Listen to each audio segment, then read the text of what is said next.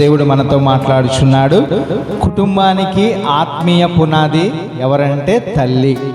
సామెతలు 31వ అధ్యాయం 30వ వచనం. యెహోవాయందు భయభక్తులు కలిగిన స్త్రీ కొనియాడబడును. హల్లెలూయా, హల్లెలూయా. చాలామంది స్త్రీలు కూడా ఏమనుకుంటారంటే అందము చూసుకుని, అలాగనే సౌందర్యమును చూసుకుని చాలామంది కూడా నేను మంచి అందగత్తెను లేదంటే మంచి సౌందర్యవతిని అని చెప్పుకుంటారు. కానీ దేవుడు చూసేది ఏమిటి అంటే యెహోవాయందు భయభక్తులు కలిగిన స్త్రీ సుందరవతిగా, అందముగా, సౌందర్యవతిగా, గుణవతిగా, భయము భక్తి ద్వారా దేవుడు ప్రతి స్త్రీకి అందిస్తూ ఉన్నాడు. మనము లోకపు ఆశల కొరకు లేదంటే లోకపు సౌందర్యాల కొరకు లోకపు వాటి కొరకు మనము పరుగులు తీయవలసిన పని లేదు. కానీ చేయవలసిన పని ఏమిటంటే ఆయన యందు భయము భక్తి కలిగి ఉండటే సౌందర్యము, మన అందము, మన ఐశ్వర్యము, మనకు సర్వము అయి ఉన్నదండి. మన దేవుడు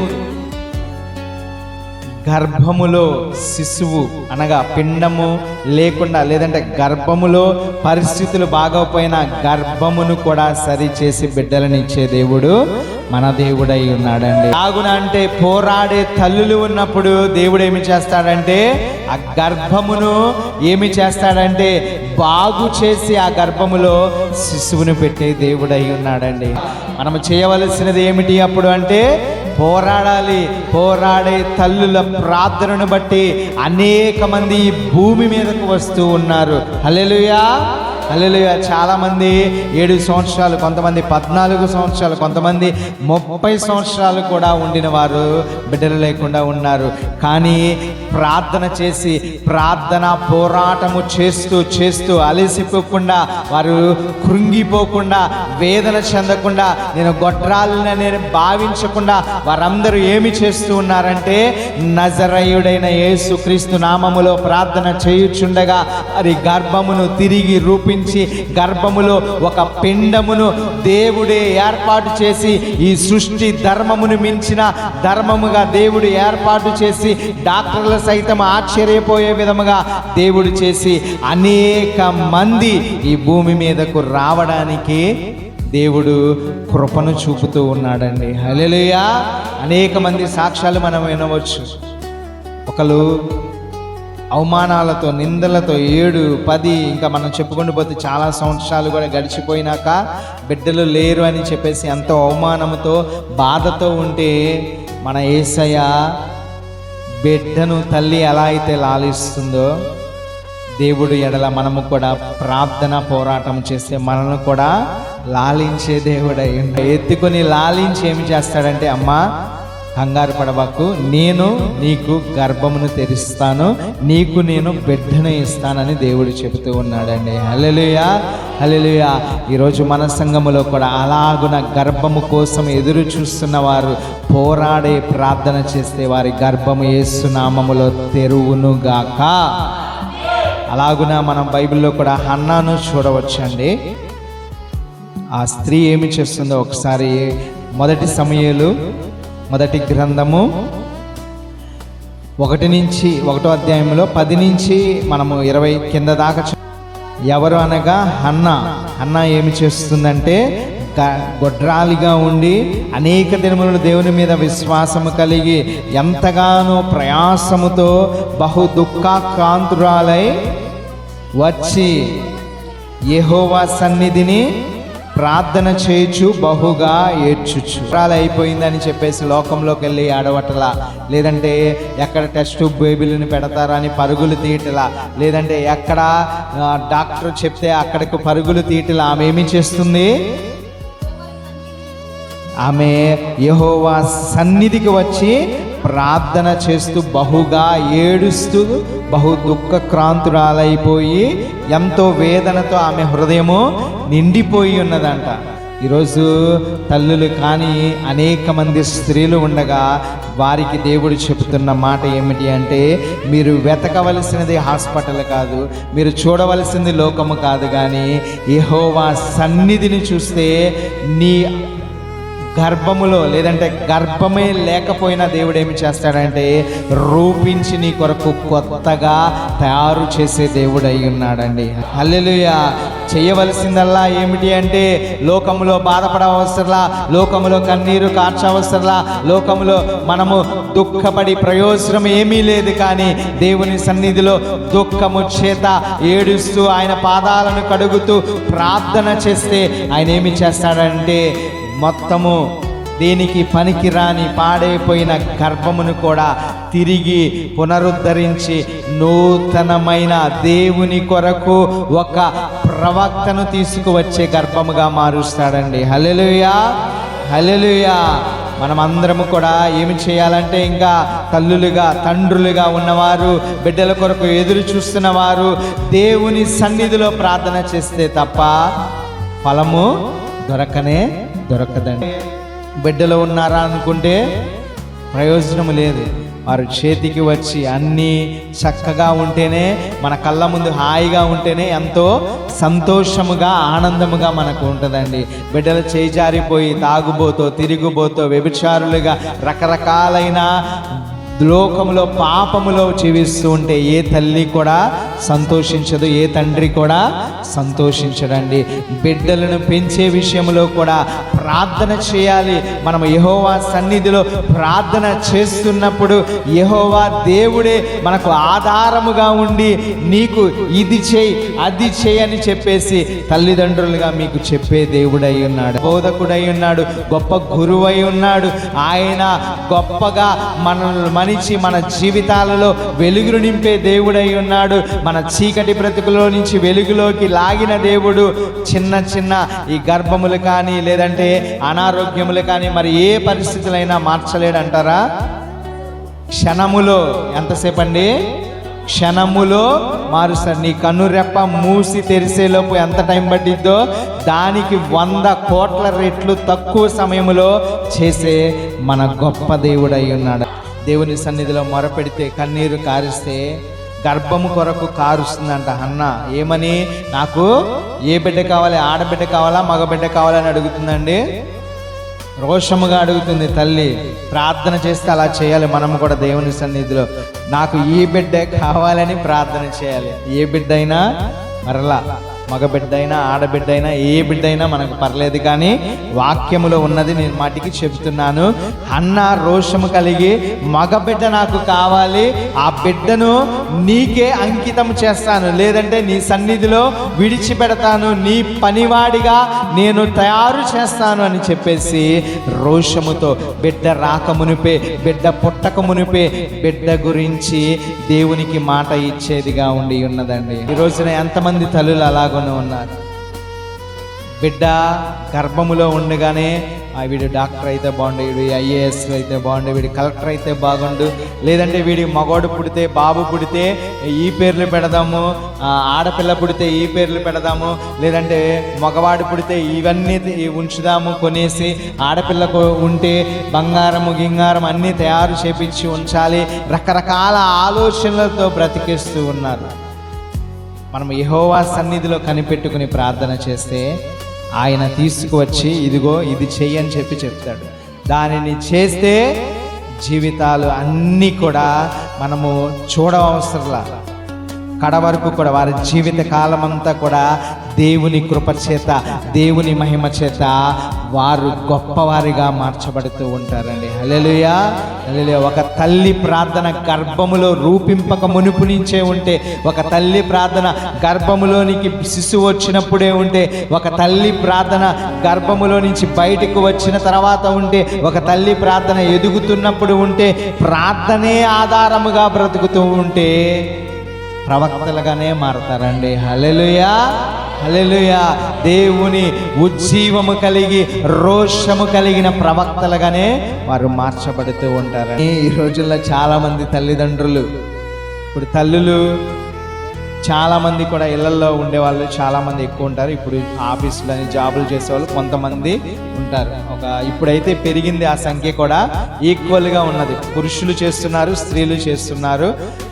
స్త్రీలు చాలామంది కూడా ఏం చేస్తూ ఉంటారంటే కొంచెం ఏసీ పెరిగిన వారు, యవనంగా ఉన్న వాళ్ళు కొంచెం అటు ఇటుగా ఉంటారు. చూస్తే చూడవచ్చు, చూడకపోతే చూడవచ్చు. ఏంటిది? సీరియల్స్, చాలా సీరియల్స్ వస్తాయి. మొగలు రేకులని, తర్వాత ఇంకా చెప్పండి మీకు తెలిసినవి. అదే మీకు తెలిసినవి అంటున్నా, అందరికీ తెలిసినవి. కార్తీక దీపము, ఇంకా చాలా. మీ సీరియల్స్ చూస్తూ ఏం చేస్తున్నారంటే ఏడుస్తూ ఉంటారు. అరే ఇదేమైపోయిద్దిరా, అరే వాడిని సీరియల్ చూస్తున్నప్పుడు ఇంకా బూతులు కూడా తిట్టేది.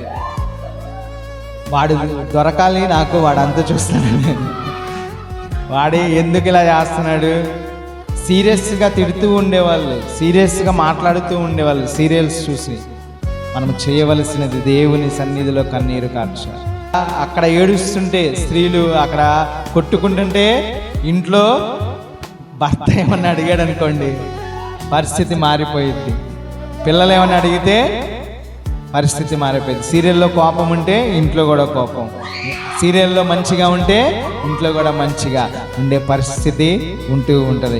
సీరియల్స్ చూస్తూ ఏడుస్తూ వ్యర్థముగా బ్రతికేది ప్రయోజనము లేదు. కానీ దేవుని సన్నిధిలో ఒక్క కన్నీరు కారిస్తే, ఆయన పాదాల దగ్గరకు వెళితే ఆ కన్నీరు ఆశీర్వాదము తరతరములు నిలిచిపోద్దండి. మనం ఎందుకు ఏడవాలి అంటే సీరియల్ చూస్తూ, లేదు సినిమాలు చూస్తూ, లేదంటే బయట వారిని చూస్తూ, వారిని చూస్తూ, వీడిని చూస్తూ, వీడు ఎలాగున మారిపోయాడు, ఈమె ఎలాగున మారిపోయినది, ఈమెకు ఎంత లాగా బంగారం ఉన్నది, ఈమెకు ఇన్ని చీరలు ఉన్నాయి, అవి ఉన్నాయి, ఇవి ఉన్నాయని మనం ఏడవలసిన పని లేదు. కానీ మన బిడ్డలు మారు మనసు పొందాలని ఏడవాలి. మన బిడ్డలు ప్రయోజకులుగా రక్షణ మార్గంలోనికి వెళ్ళాలని ఏడవాలి. మనందరము కూడా దేవుని సంరక్షణలో బిడ్డలను పెంచుతున్నామా లేదా అని కన్నీరు కారుస్తూ పోరాడే ప్రార్థన తల్లులు తండ్రులు కూడా చేయాలి. ఇంకా మానే టైము రాకమునిపై ఇంచుమించుగా ఆ టైములోనే ఏమి చేస్తుందంటే దేవుని సన్నిధిలో విడిచిపెట్టి ఉన్నదంట. హల్లెలూయా, హల్లెలూయా. అంత గొప్ప తల్లులు ఉన్నారు మనకు బైబిల్లో. ఎంతో నేర్చుకోవాల్సిన విషయాలు మనకున్నవి. వారు వేరొక దాని గురించి కాదు, బిడ్డ గురించి ఏడ్చారు. బిడ్డనిస్తే మళ్ళీ దేవుడికి ఏడ్చింది. ఎందుకని అంటే లోకములో ఉన్న అవమానం మనం తీసివేసుకోవాలని, లేదంటే దేవుడు ఎందుకు చేయడనే పట్టుదలతో చేసి ఉన్నదేమో, రోషముతో చేసి ఉన్నదేమో ప్రార్థన. మనము కూడా అట్టి రోషము కలిగి ఉండాలండి.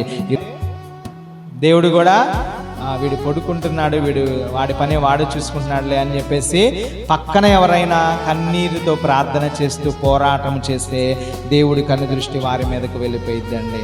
పోరాడితే ఫలము మన చేతిలోకి ఉండే విధముగా పోరాడాలండి. 2 తిమోతిలకు రాసిన పత్రిక 1వ అధ్యాయము 5వ వచనం చదువుదామండి.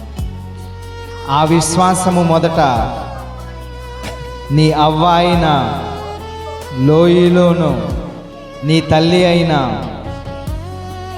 యునికోలోను వసించెను. అది నీ అందు సహవసించుచున్నదని నేను రూఢిగా నమ్ముచున్నాను. ఇక్కడ పౌలు గారు ప్రియమైన శిష్యుడైన తిమోతి గారితో మాట్లాడుతున్న మాట ఇది. ఏమిటి అంటే ఆయనకు లేఖ రాస్తూ చెబుతూ ఉన్నాడు, మీరు ఎంతగానో ఎడతెగక ప్రార్థన చేస్తున్నారు, దేవుని మీద విశ్వాసం కలిగి ఉన్నారు. ఇవన్నీ కూడా ఎలాగును అంటే చెబుతూ ఉన్నాడు ఆయన.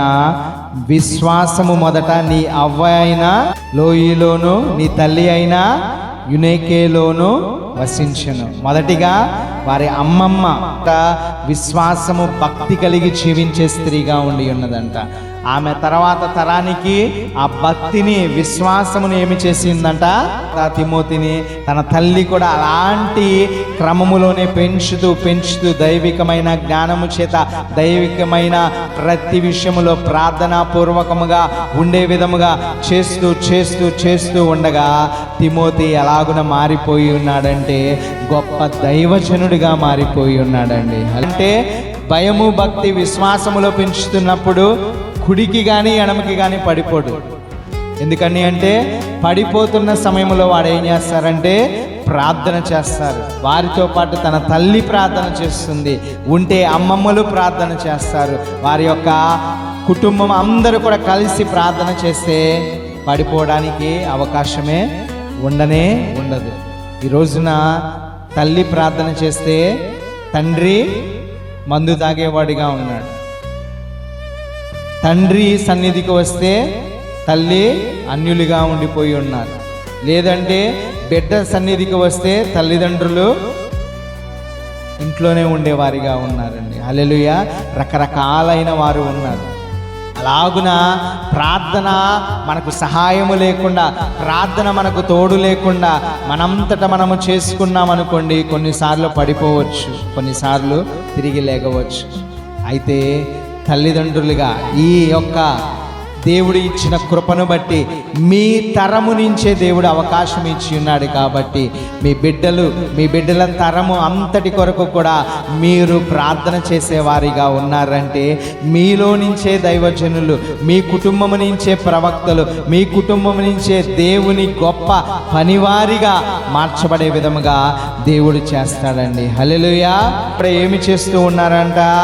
చందమామ కథలు చెప్పట్లా. భోజనం పెట్టేటప్పుడు చిన్నప్పుడు తిమోతికి ఏం చేస్తున్నారంట? వాక్యమును వివరిస్తున్నారంట. ఎలాగున అంటే, అరే ఇక్కడ ఇజ్రాయేలు ప్రజలు ఎలాగున వచ్చేవాళ్ళంట, లేదంటే ఏలియా ఇది చేశాడంట, ఇంకా ప్రవక్తలు ఎలాగున ఉండేవారు, అన్నీ కూడా పోసగుచ్చినట్లు చెబుతూ గోరుముద్దలతో పెడుతూ ఉన్నప్పుడు దేవుని వాక్యమును, దేవుని మాటలను ఎలా ప్రార్థించాలి, ఎలా పాటలు పాడాలి, ఎలాగున మనము దేవునిలో ఎదగాలి, ప్రతి విషయమును తెలియజేస్తూ పెడుతున్నప్పుడు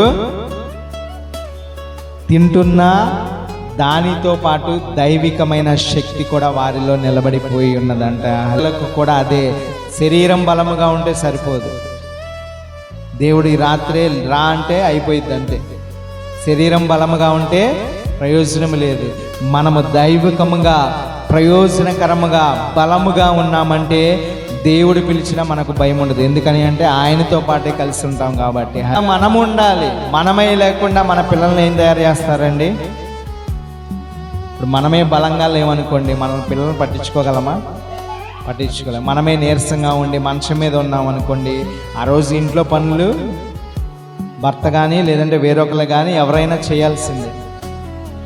అలాగని చిన్నపిల్లలకు చెప్తే చిన్నపిల్లలు చేస్తారా? చేయలేరు కదా. అందుకనే వారిని క్రమశిక్షణలో ఇప్పటి నుంచే నడిపించే విధములో దైవికముగా నడిపిస్తూ ఉంటే మీరు మంచాన పడినప్పుడు వారి ప్రార్థన చేస్తారు. ఆ ప్రార్థనను బట్టి మీరు తిరిగి బలముగా లెగిసే విధముగా నీ బిడ్డ ప్రార్థన మీకు ఉపయోగపడుతూ ఉంటుందండి. పిల్లల ప్రార్థన దేవుడు ఇష్టానుసారముగా అంగీకరించేవాడై ఉన్నాడండి. హల్లెలూయా. హృదయము వారికి ఏమీ ఉండదు. ఇప్పుడు మనకంటే కొన్ని ఆలోచనలు ఉంటాయి, కొంతమంది మీద కొన్ని అభిప్రాయాలు ఉంటాయి, కొన్ని విషయాల్లో పనులను బట్టి, పరిస్థితులను బట్టి కొంచెం మనసు గందరగోళముగా ఉంటుంది. కానీ పిల్లల హృదయంలో ఏమి ఉండదు. ఇప్పుడు తిట్టామనుకోండి, బయటికి వెళ్ళిన తర్వాత మర్చిపోతారు చాక్లెట్ ఇస్తే. దేవుని సన్నిధిలో అలాగునే ఉండాలి. ఇక్కడ మనల్ని ఎవరన్నా ఏమన్నా అన్నా సరే నీవు గుమ్మము దాటి బయటికి వెళ్ళంగానే మర్చిపోయే విధముగా ఉండాలి. మరలను లోపల బయట నిన్ను తిడితే అక్కడి నుంచి లోపలికి వచ్చేటప్పటికి అన్నీ మర్చిపోయి తిరిగి రావాలి. హల్లెలూయా. దేవుడు కోరుకునేది అదే దైవికమైన జ్ఞానము. దైవికమైన పెంచడం అంటే, తల్లులు పెంచడం అంటే ఆ విధముగా మనసులో ఏది ఉండకూడదు, ఆలోచనలో వేరేది ఉండకూడదు. మనము దేవుని ఎడల ఎలాగైతే అద్దములో చూసుకున్నప్పుడు కనబడుతూ ఉంటామో అదే విధముగా అన్ని విషయాలలో అందరి దగ్గర కూడా ఎలాగునే అద్దంలో ఎలా అయితే కనబడుతున్నామో అలాగునే మనము కూడా మీరు అద్దంలో చూసుకున్నప్పుడు వేరే వాళ్ళు ఎవరైనా కనబడతారా?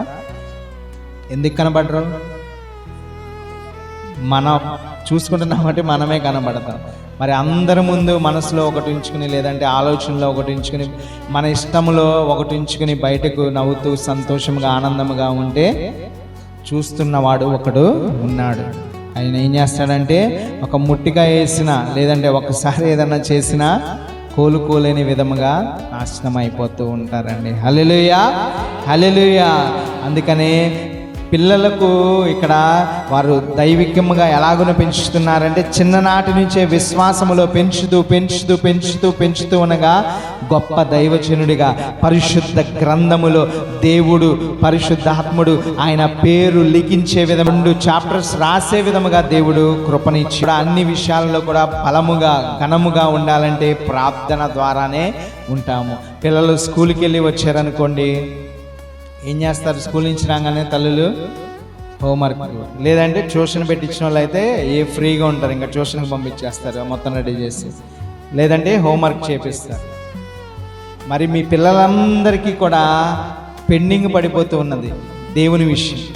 వాక్యం చదవటలా, ప్రార్థన చేయటలా, ఇంకా పాటలు నేర్చుకోవటం అన్నీ కూడా పెండింగ్ పడిపోతూ ఉన్నాయి. స్కూల్ విషయంలో అయితే పెండింగ్ పడితే రేపు పొద్దున వెళ్తే పనిష్మెంట్ ఇస్తారేమో అని రాసిన విధముగా దాన్ని చెక్ చేసుకుని మనం అంతా కూడా కరెక్ట్ చేసి పంపిస్తూ ఉంటాం పిల్లలకి. కానీ దేవుని విషయంలో ఏ తల్లి కూడా ఏ తండ్రి కూడా చెక్ చేసుకోవటం లేదండి. వాక్యమును చదివియాలి, పాటలు నేర్పించాలి, ప్రార్థనలు నేర్పించాలి, సన్నిధిలో ఎలాగున్న